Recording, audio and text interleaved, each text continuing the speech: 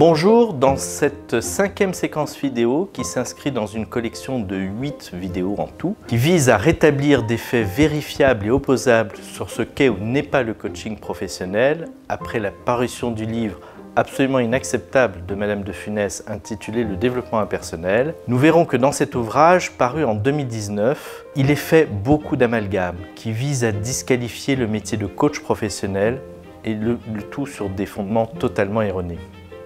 Je vous rappelle que l'approche adoptée dans ces vidéos ambitionne de déconstruire, c'est-à-dire de conduire une analyse de texte qui vise à révéler les confusions de sens de l'auteur en mettant en exergue les postulats posés par elle sans démonstration et qui conduisent à des raisonnements et des conclusions bâtis sur des fondements complètement erronés. Qui suis-je? Je suis Gabriel Hans, coach professionnel et superviseur de coach certifié. Je préside depuis mars 2016 l'EMCC, Fédération internationale des coachs professionnels, et je suis également administrateur du CIMAX, syndicat interprofessionnel des métiers de l'accompagnement, membre de la branche Bétique. Dans cette séquence, nous reprendrons un protocole de communication assez connu qui s'appelle OSBD, comme O comme observation, S comme sentiment, B comme besoin et D comme demande, nous reverrons tout ça dans le détail, que Madame de Funès prétend décortiquer et analyser de la page 69 à la page 74 de son ouvrage. Classé dans les recettes, comme elle dit avec un petit peu de mépris, et que les coachs et les auteurs de développement personnel délivreraient, cet outil est complètement dénigré par elle, discrédité de manière absolument inimaginable, alors que nous allons voir ensemble qu'il s'agit d'un outil très performant, très opérationnel et en fait très souvent utilisé très naturellement par les gens au quotidien. Alors reprenons finalement toutes ces lettres. O comme observation, S comme sentiment, B comme besoin et D comme demande. Ce protocole est issu d'un courant de communication qui s'appelle la communication non violente et a été formalisé par Marshall Rosenberg et non attribué à tort par elle à Thomas d'Azinbourg. Ce protocole est utilisé par des millions de personnes dans le monde de manière extrêmement efficace, parfois même par Monsieur Tout-le-Monde, tel Monsieur Jourdain, sans même qu'il le sache.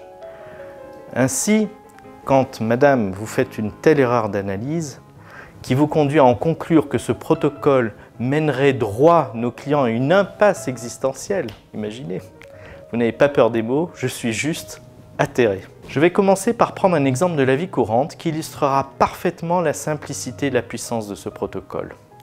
Je prendrai ensuite un cas réel d'entreprise qui nous permettra de faire le pont avec des situations professionnelles, elles aussi courantes, mais qui sont très souvent mal solutionnées car souvent les gens n'ont pas conscience de ce protocole, de l'efficacité de ce protocole qu'ils pourraient mettre en œuvre finalement.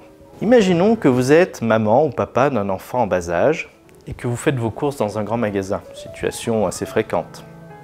Vous êtes en train de vous servir et subitement votre enfant disparaît de votre champ visuel. Vous le cherchez, vous ne le trouvez pas et là, pris de panique, vous vous rendez à l'accueil du magasin. Il y a fort à parier que vous allez commencer, même sous l'effet du stress et de la peur panique, qui pourrait légitimement s'emparer de vous, par dire au personnel d'accueil « Bonjour, je viens de perdre mon enfant dans le magasin et je suis extrêmement inquiet.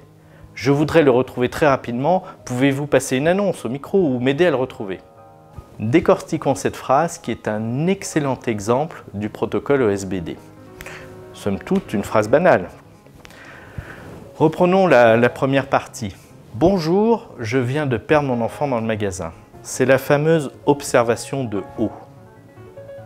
Ensuite, la personne dit « et je suis extrêmement inquiet ». C'est donc le sentiment, le ressenti qu'elle a. Je voudrais le retrouver très rapidement, le fameux besoin. Pouvez-vous passer une annonce au micro ou m'aider à le retrouver? La fameuse demande. Alors madame, quand vous parlez d'impasse existentielle, de grâce, il ne viendrait probablement à l'idée de personne d'escamoter ce qui est à l'origine de son ressenti, c'est-à-dire la perte de vue de son enfant.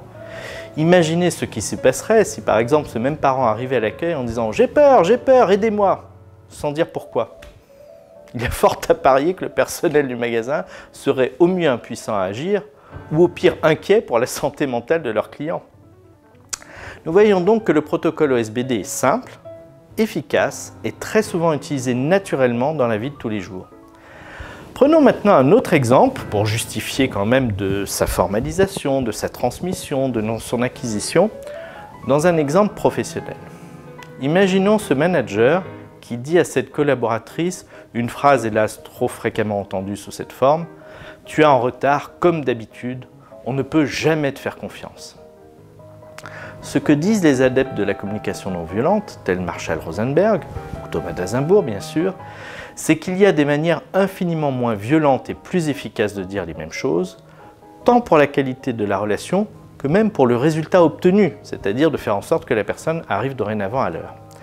Ce manager aurait pu dire par exemple, observation, je remarque que tu es très souvent en retard. Sentiment, ces regards m'agacent beaucoup car je suis obligé de te surveiller et ça n'est pas mon travail. Besoin, j'ai besoin de pouvoir te faire confiance et de m'appuyer sur ton autonomie. Demande, que comptes-tu faire pour être à l'heure dorénavant? J'ai fréquemment été amené à proposer ce type de protocole dans les entreprises et je peux vous garantir que cela a transformé durablement la qualité des relations. Vous pouvez le tester en famille, avec vos amis, sur votre lieu de travail. Vous serez surpris par son opérationnalité et son efficacité. Madame de Funès n'a visiblement pas pris le soin d'une étude clinique, si je puis dire, du protocole et s'est fourvoyée dans une tentative désespérée d'analyse qui s'est avérée complètement stérile.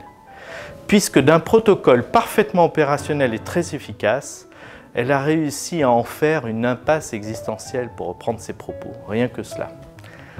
Cela illustre parfaitement le risque de se plonger dans une analyse abstraite, sans jamais confronter son regard avec d'autres, sans jamais pratiquer la théorie et théoriser les pratiques, alors que les coachs professionnels, eux par exemple, s'efforcent de le faire quotidiennement. Je vous laisse, chers téléspectateurs, essayer ce protocole vous-même. Vous trouverez d'ailleurs de nombreuses illustrations, de nombreux exemples pour vous entraîner sur Internet. Et s'il vous a convaincu, ou s'il vous a conduit à cette fameuse impasse existentielle, je serais curieux que vous m'en parliez.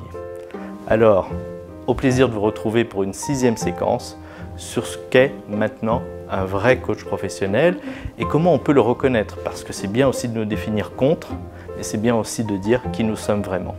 Merci beaucoup et à bientôt pour un prochain épisode.